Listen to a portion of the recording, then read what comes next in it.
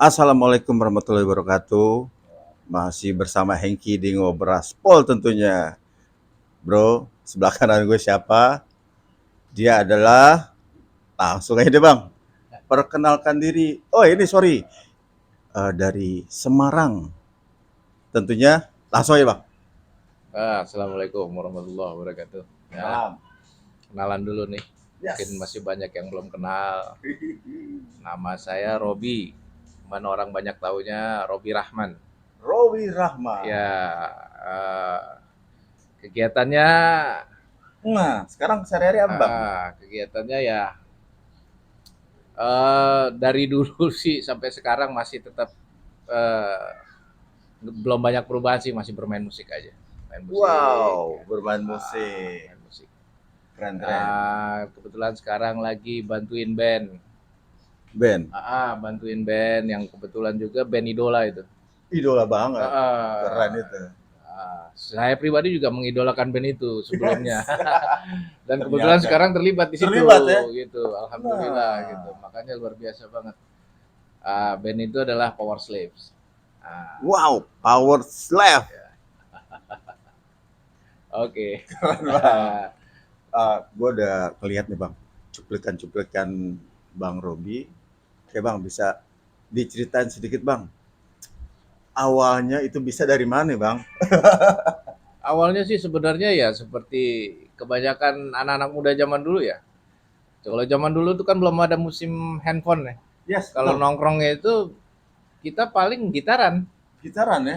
Kalau Kopongan, nongkrong di gitar gang kopong ya ya? kan, ya. Ya. Jadi anak laki-laki itu kalau anak tongkrongan itu wajib bisa main gitar. Iya, wajib itu. Berawal dari situ.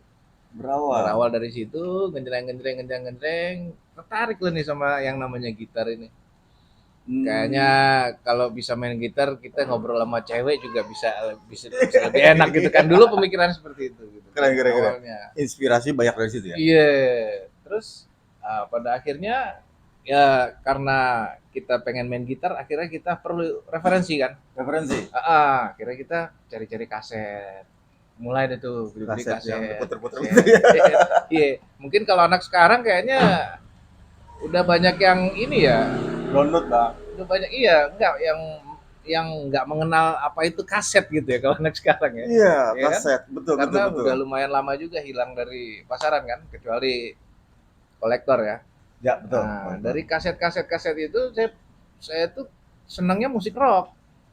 Ya Wow, karena sesuai umur ya waktu itu umur, ya. umur. Musik SMP, rock SD, men. SMA. SMA ya? Saya termasuk terlambat main gitar. Lambat tapi top. Ya, Allah kasih yang dicepetin. Cepetin nih. Di rewind. Jangan, cepetin aja. Nah, jadi SMA mulai main gitar, mulai beli-beli kaset itu SMA justru. SMA. Heeh. SMA mana? Semarang. SMA 1 Jakarta. Oh, SMA 1 Jakarta. Budi Utomo. Bos, budut. Budut. Budut. Banyak nih, Bang. Teman saya juga banyak yang budut. Iya. Salam. Tahu dia nomor berapa tuh? Angkatan berapa? Iya, iya. Iya paling banyak sih muridnya. Iya, Karena 5 banyak. sekolahan di satu Iya. jalan itu Budut tuh ada Itu 5 budut. sekolahan. Betul. Budut tuh. Waduh. Salim aja nih kalau ketemu budut. Nah, Ya, lanjut lagi lanjut, nih, Bang. Bang. Ah, dengerin musik rock luar negeri dulu waktu itu masih trennya itu glam rock. Glam. Glam rock ya kan, Oh. rock glamour lah. Iya, iya, Pakaiannya itu rambut gondrong, pakaiannya itu glamor lah gitu. Glamor. Contoh kayak kayak Skid Row dulu seneng tuh. Guns N' Wah, Roses ya kan. favorit tuh. Favorit. The best. Terus ya itu salah satu yang memotivasi saya pengen jadi pemain gitar secara profesional adalah band Guns N' Roses itu. Guns N' Roses itu. Jadi satu ketika itu saya membeli majalah yang memang edisi khusus ya. Ya. Edisi khusus untuk mengupas band itu. Ingat gak ada majalah musik anak muda zaman itu yang mengeluarkan edisi khusus band Guns N' Roses. Ya, kan itu dapat bonus tuh, bonus poster. Ya. Iya, masih tren kamar kita banyak posternya. Nah, 90-an lah itu ya. Iya, tahun 90-an. Nah, pada saat itu saya ngelihat ada satu sosok pemain gitar yang saya lihat itu cool banget, keren banget. Keren ya, petikannya ya. Enggak, secara tampilannya aja dari Tampilan. poster itu. Ya. Dari poster itu kan saya belum terlalu nyimak nih band apa musiknya kayak gimana iya, gitu iya, kan. iya, iya. Saya lihat dari poster itu, wah ini keren banget penampilannya gitu kan, rambutnya nutupin muka gitu Pakai kan. bandana gitu ya. Iya, kan pakai topi, Topi. kayak topi sulap gitu Iya, kan. iya, iya, Ya itu. kan? Iya, betul. Ya slash ya kan. Slash, ya kan, slash kan? Nah, Guns N' Roses itu kan.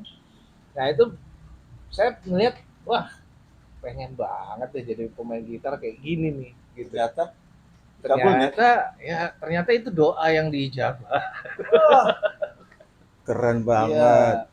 Seiring waktu berjalan, saya tuh hobinya nongkrong ke tempat yang nongkrongannya ada gitarnya. Oh gitu. Jadi kalau nggak ada gitarnya tuh saya males nongkrong gitu. Males. Iya, zaman Oh, itu. nggak zaman kan gitu. Iya. Kalau ada gitarnya tuh paling nggak kita bisa nyontek-nyontek. Ini kalau lagu gini nih mainnya begini nih, kan. Nah, Wih, jadi pada saat itu belajarnya memang seperti itu, belajar dari tongkrongan. keren, Karena keren, keren. media informasi waktu itu kan belum ada kan. Kalau sekarang Wah, bisa lah sekarang kita ceklek-ceklek gitu ya kan. browsing di Google udah bisa mau belajar apa aja bisa. Ya, itu. Kalau dulu kan mesti memang perjuangannya lumayan Nyari, gitu. terus nyari gitu kan. Radio lah Bang ya. Radio, Dulu radio ya? dulu tuh ada Mustang tuh, radio Mustang tuh. Mustang. Mustang Wah. warna hitam tuh ya kan. Keren, keren, Terus keren. radio klasik tuh, radio apa klasik rock dulu tuh ada. Ya, Apa, kalau Radio ngebahas musik Bang, gue dulu ajudannya Nugi. Oh, Gua Nugi adiknya Katon. Iya. Oh, iya. Jadi untuk masalah musik-musik ini Heeh. sedikit lah Iya, iya, iya. ya yang namanya jadi ajudannya. Nugi. Halo, brother Nugi. Beneran nonton. Mudah-mudahan nonton. Gue lagi bersama Power Slave nih. Jadi seperti itu. Kalau untuk dunia dari panggung ke panggung, nah itulah Bang. Jadi gue udah ibaratnya paham lah artisnya harus gimana, penyiapannya, apa sih namanya, tes panggung, betul dong. Iya, benar. Kalau cek sound, nah itu lari warawiri. Iya, Nah, kan tadi abang udah ngejelasin nih Bang, penampilan rocker kan rambut gondrong, celana robek-robek, kan seperti itu. Iya. Nah, kayaknya berubah Bang, kayak begini nih. Bisa dijelasin dong Iya. sejarahnya ya. Tadinya rocker, sekarang Eh, silakan deh. Jadi sekarang ini memang banyak yang orang nanya, kok sekarang penampilannya seperti ini gitu kan. Ya, Karena lumayan lumayan lama juga saya rambut panjang itu dari tahun 96 itu tahun 96 saya pertama kali rekaman 96. Nah, Wow. itu udah panjang rambut Ya, ya. dan nggak pernah pendek gitu. Bayangin sekian puluh tahun rambut panjang terus nggak pernah pendek terus Perawatan. iya satu sebenarnya saya bukan termasuk orang yang hobi perawatan sih asal aja. Asal aja ya. STM. Oh, STM budut. Yang penting gondrong lah gitu Yo, kan. ya. Paling kalau yang pecah-pecah di ujungnya gunting-gunting. Iya gitu. Jadi sekian puluh tahun berambut panjang, Ah. terus kayaknya seiring waktu berjalan kayaknya pengen juga suasana baru nih. Suasana baru. Dan kayaknya juga kalau dipertahankan panjang ini kayaknya jadi biasa aja gitu orang nggak ngeliat Iya, sesuatu iya, lagi. iya. Pengen suasana.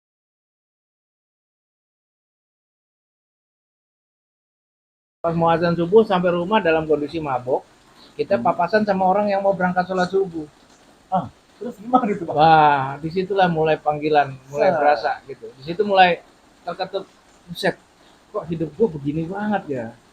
Idealnya itu hidup kayak gini nih. Nah, Ngeliatin orang berangkat sholat subuh, seger gitu kan. ya. Sampai kita tuh malu. Malu, mau pulang itu akhirnya ada orang yang sholat subuh, mau berangkat sholat subuh, kita ngumpet dulu, sampai berangkat dulu. Enggak dulu ya. Iya, kelar azan baru kita pulang ke rumah ya kan. Ya, tidur. Nah, mulai dari situ tuh dorongan-dorongan kepengen hidup normal, kepengen hidup lebih baik, kepengen hidup sehat gitu itu udah mulai mulai ada sejak itu gitu. Dan itu prosesnya lumayan lama. Lumayan. Pada akhirnya saya memutuskan untuk nggak main kafe lagi. Nggak main kafe lagi, saya mentargetkan saya nggak mau ninggalin yang 5 waktu. Itu dulu. Itu dulu ya. Iya, 5 waktu kepepet-kepepetnya saya paksain harus gitu. Jangan sampai bolong. Itu target saya tuh.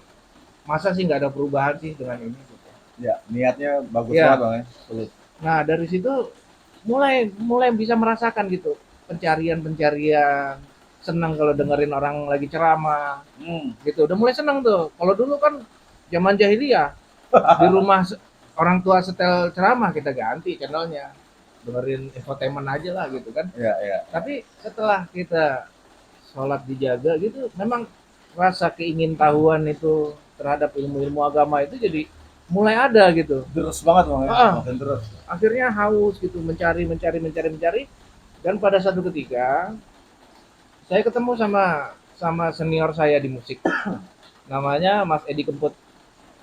Oh, masih di Edi Kemput gitarisnya Ya, Grass Rock gitaris, tuh. ya. Nah gitu Grass Rock itu pada saat itu ngajakinnya bukan buat ke apa ngaji atau gimana gitu, ngajakin proyekan buat bikin band.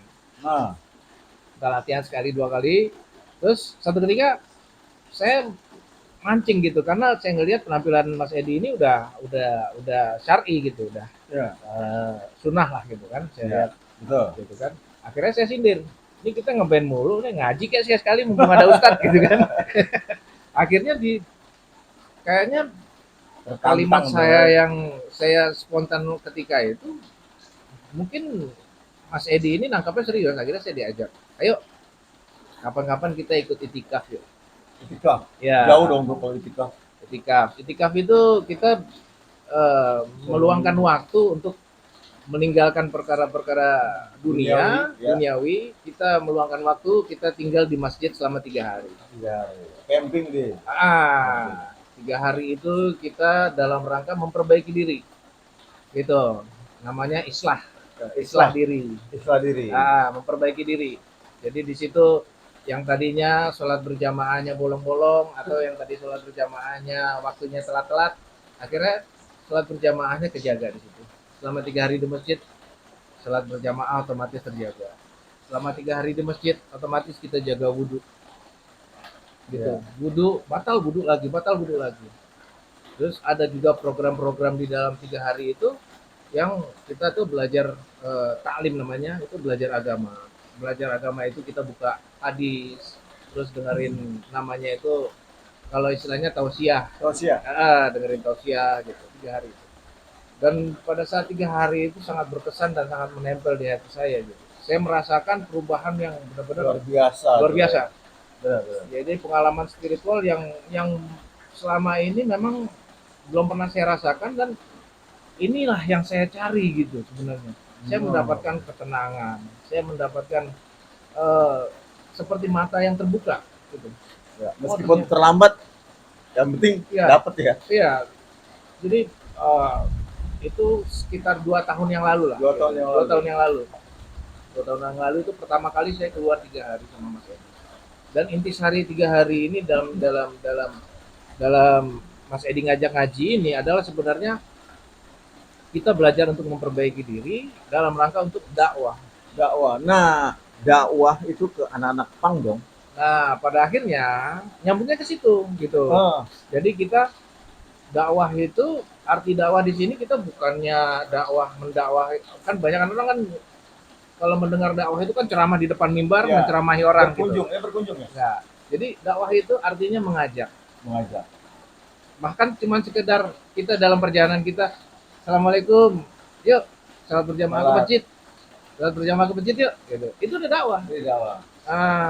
Dan dalam 3 hari itu saya belajar ganjaran fadilah dakwah itu ketika orang berdakwah. Rasulullah sendiri bilang ganjaran orang dakwah itu sesaat berdiri di depan rumah saudaramu untuk mengajak ke jalan Allah, Ya. itu ganjarannya lebih baik daripada sholat 2 rakaat di depan Hajar Aswad di malam Lailatul Qadar. Jadi ganjaran yang luar biasa. Luar biasa banget. Gitu. Jadi orang mencari malam Lailatul Qadar itu pada saat bulan Ramadan itu mengejar berlomba-lomba orang untuk bangun malam, beribadah malam untuk mengejar malam Lailatul Qadar. Sementara dakwah ini pada saat kita berdakwah, sesaat kita berdiri di depan rumah saudara kita untuk mengajak ke jalan Allah, ya, itu ganjarannya lebih baik daripada sholat 2 rakaat di depan Hajar Aswad di Mekah situ. Yang sholat di situ itu dilipat gandakan 100.000 kali. 100.000 kali. Bayangin, malam Lailatul Qadar itu lebih baik daripada 1000 bulan. 1000 bulan dikali 100.000. Ya, ya, ya. Bayangin fadilahnya. Sehingga dari situ Allah merubah seseorang yang tadinya ahli maksiat menjadi ahli ibadah, Ibadah. ya kan? Yang Dibalik tadinya ya, yang tadinya proses ya. gelap Jadilah terang. dirubah jadi bercahaya gitu Bercahaya. dalam seketika. Sehingga setelah saya pulang dari 3 hari itu, Ya. saya itu merasakan ketakutan untuk ketinggalan sholat berjamaah di masjid. Jadi kayak Jadi setiap hari itu saya tuh merindukan sholat berjamaah di masjid. betul. Yang kata tadi dibilang abang ngeband, wah, Kecanduan. kecanduan. Nah ini Iya. Ini kecanduan. kecanduan kemarin duniawi, Ya, sekarang rohani. Ya. ya. Dan itu saya ini nggak ada, bukan kekuatan saya, bukan kehebatan Kayak saya. ada yang Ini adalah menggerakkan ya, taufik, kekuatan yang Allah berikan. hidayah. Taufik dan hidayah. Ya. Artinya apabila Allah memberikan taufik, itu ringan langkah kita untuk menjalankan ibadah. Wes, Nah, luar biasa. dari dakwah itu saya mulai kita coba ngajak orang-orang yuk gitu. Ya. Nah, kita jalan tuh. Saya punya agenda sama Mas Edi itu jalan ke mana aja. Jalan kemana aja itu kita nggak membicarakan masalah agama aja, cuman kita bikin suasana agama. Dengan apa? Dengan kita berpakaian syar'i, dengan Syar'i. kita bertemu orang kita ucapkan salam, assalamualaikum, ingatkan sholatnya, cuman itu aja. Itu aja ya. Dan pada perjalanan itu ya kita ketemu macam-macam lah. Di jalanan itu kita ketemu macam-macam. Ya itu salah satunya ada teman-teman yang yang sebenarnya kalau kalau kita renungi lagi gitu, kita merasa malu melihat mereka sekarang. Ya. Ya kan, Betul, mereka betul. anak jalanan yang konotasinya orang lihat mandang sebelah mata lah. Ya. Gitu. Orang jalanan itu yang lebih orang melihatnya negatif. Negatif. Preman, terus maksiat, Ya. terus Betul. kekerasan, ya kan? Berarti abang ke orang-orang yang seperti itu dong ya? Iya, kemana aja Dakwah, gitu. Ya. dakwah itu kita kemana aja. Ajibnya dakwah itu bisa dilakukan Ya, kapan betul. saja dan di mana saja. Nah, Gitu. kehidupan abang nih tadi kan sempat disinggung. Ojol tuh boleh tuh ojol. Nah, silakan bang ada gambaran seperti apa Iya. tentang ini tentang ke apa ya penyuluhan. Penyuluhan ya. Ya. Jadi ini kita bergeser ke apa yang pernah saya jalani. Nah, betul. Jadi, saya pernah mengisi waktu kosong dalam bermusik itu kan kita nggak selalu manggung. Ya. Kita nggak selalu ada job buat ngeband gitu kan. Ya. Banyak waktu kosongnya. Ya. Nah, saya jadi supir online lah. Wah, Taksi online. asik. Ya, Jadi Jadi- Grab apa tuh?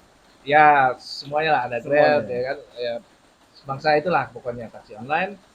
Nah, saya ngejalanin itu, inilah pekerjaan yang menurut saya tuh bisa menentukan. Saya yang menentukan. Yang kerja ya. Ya. Betul. Karena saya model orang yang nggak bisa diatur. Ya. Itu. Jadi saya pengen ada saya yang ngatur gitu. Ya. Nah, di supir online ini saya menentukan waktunya. Ya kan, ngatur waktu, kapan kita harus ngambil penumpang, kapan kita harus istirahat. Ya kan? Ya, manajemen kita sendiri lah ya. Ah, itu saya ngerasain di jalanan, mungkin awal-awal narik itu saya bisa 2-3 hari di jalanan gitu. 2-3 hari. Iya, kita bawa pakaian. Udah ya. Taruh di bagasi mobil.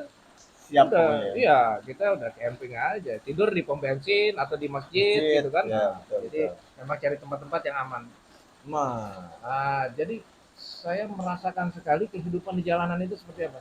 keras bang ya. Ya, di jalanan itu ya mungkin karena faktor kondisi yang memang sudah crowd-nya udah overload ya. Ya.